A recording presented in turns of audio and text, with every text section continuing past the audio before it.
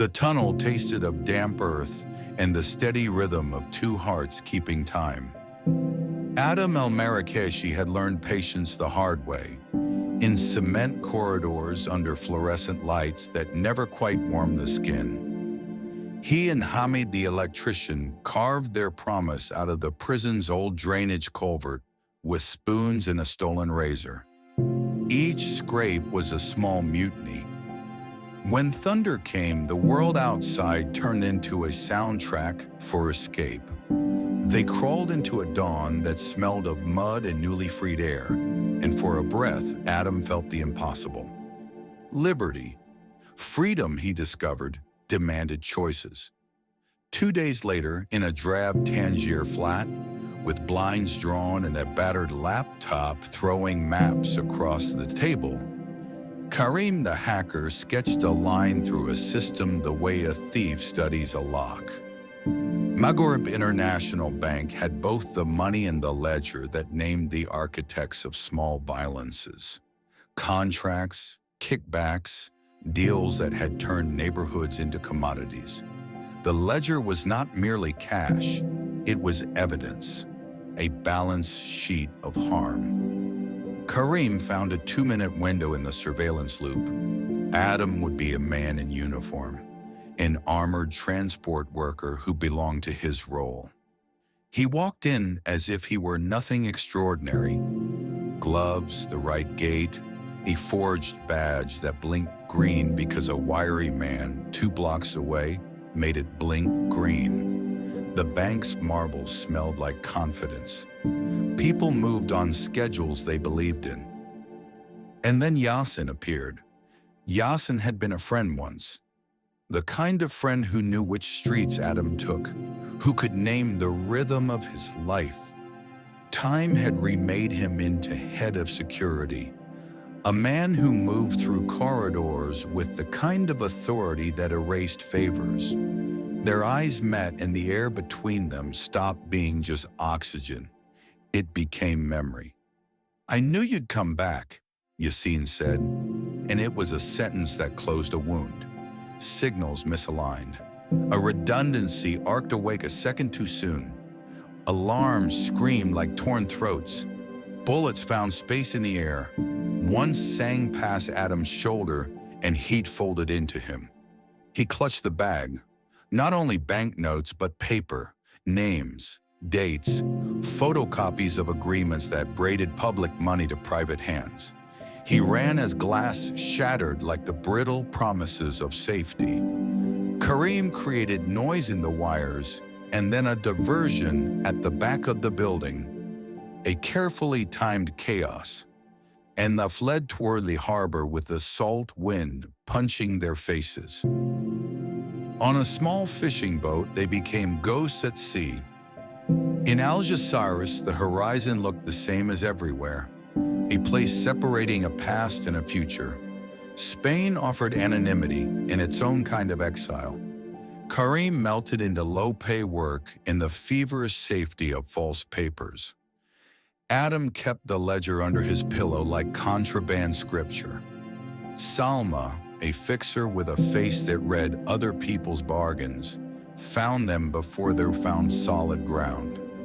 She taught Adam to move small, to pay with favors rather than cash when possible, and to trust people only until they gave him reason not to. The ledger tasted like vindication, but it came with a price.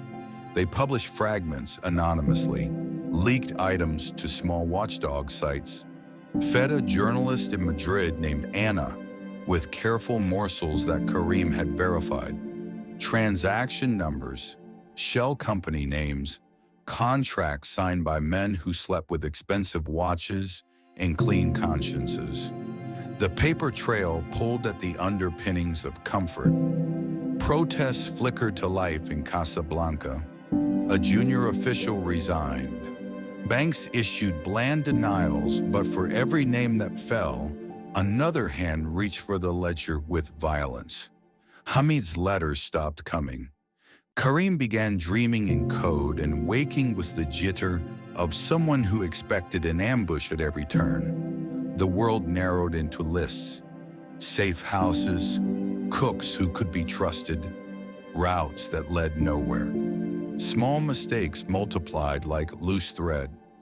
A phone call in Moroccan Arabic picked up by a bored customs official. A vendor whispering about a gold watch seen in a market stall. A traced IP address. The hunt that had been a rumor became a fact. Men with tidy suits and uglier intentions tightened their noose. Yasin did not sleep. He watched monitors and negotiated favors with men in ministries. Survival had taught him cruelty in increments, choices measured in tiny betrayals that built empires. Now those empires trembled. He filed lawsuits, hired quiet men to make inconvenient witnesses disappear, and fed newspapers with stories meant to bury the ledger in mud. Yet at night, the memory of a boy who used to play in alleys with Adam was a fossil he could not wholly file away. The ledger's unmasking incited a counterforce. A car rolled off the road with windows blown out. A minor official who had promised testimony was found dead in a river. Anna's meticulous report hit like a match in dry timber. Public outrage swelled, legal warrants emerged, and boards of directors experienced seismic tremors. Karim vanished for 2 days and returned with a bandaged hand and a silence that told of things he would not say. Salma received threats in neat, impersonal letters promising loss beyond money. The cost of truth kept rising. Adam, sleep robbed from him, resolved the ledger would not only topple names, it would force confessions. He arranged a meeting with Yasin in a cafe washed in weak coffee light, a place old enough to be anonymous. They spoke like men trading memories rather than blows. Yasin with the brittle politeness of someone explaining how survival had hardened him. Adam with the quiet of one who had learned to hold a wound as proof. For a heartbeat, it was 2 boys again, measuring weight and fear. Then the hunt caught up. Men moved in around them, and the cafe became theater for violence. Adam did not draw to kill. Instead, he forced Yasin to sign a short, raw admission, a line to be published that would make prosecution real in public. Hit men closed in, and Adam left without a clean victory. He carried a signed confession and the sense that paper alone might not be enough. The collision widened. Legal battles churned through courtrooms where procedure is often a weapon as effective as a bullet. Public pressure made some doors open, but other doors sealed tighter. The ledger's revelations toppled a few local titans and exposed the rot in a handful of tendrils that fed the powerful. People who had lost work, who had watched their neighborhoods stripped for profit, found a voice in Anna's articles and in the demonstrations that spread like a rumor into the capital. In the end, it was not a cinematic shootout, nor an elegant trial that resolved the story. It was a grinding, public reworking of accountability. Yasin faced inquiry and public disgrace. He lost his post and many allies evaporated into the bureaucracy that protects reputations. He did not vanish. The shape of consequences was not a single blunt instrument, but he paid a price measured in reputation, in quiet legal defeats, and in a face he found harder to show at family tables. Adam's victory was partial and bitter. The ledger burned through some names and singed innocence in its heat. Truth is rarely surgical. Hamid was never found alive. Adam carried the absence as a debt he could not repay. Karim disappeared into a new life under a changed name, his hands stained with code, and the knowledge that some systems are harder to unmake than others. Salma kept her books and her contacts, She turned the ledger into leverage that paid for safe havens and small mercies. Anna won awards and threats in equal measure. Her work reshaped discussions and forced courts to look longer at what had previously slid. Adam walked into a life that was neither freedom nor imprisonment. He lived in the shadows of consequence, sometimes crossing borders for a breath of different air, sometimes returning to the city in disguise to watch names fall.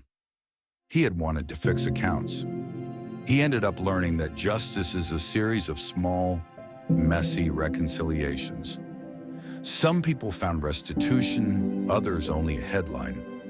The ledger remained a dangerous artifact, passed between hands, used to win small battles, but never to end the war of greed.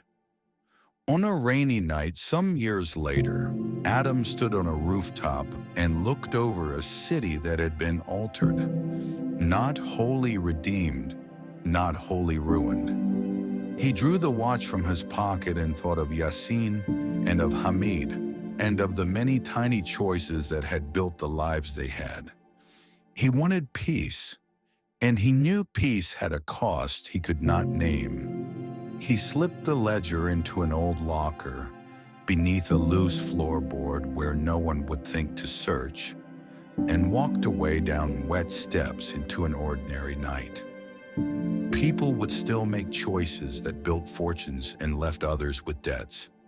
Some would find ways to be kinder, others would not. Adam carried on, not as a hero, not as an outlaw, but as a man who had learned to measure things differently. He had one hard truth in his pocket. Everyone pays. The ledger had proved it, imperfectly and inevitably.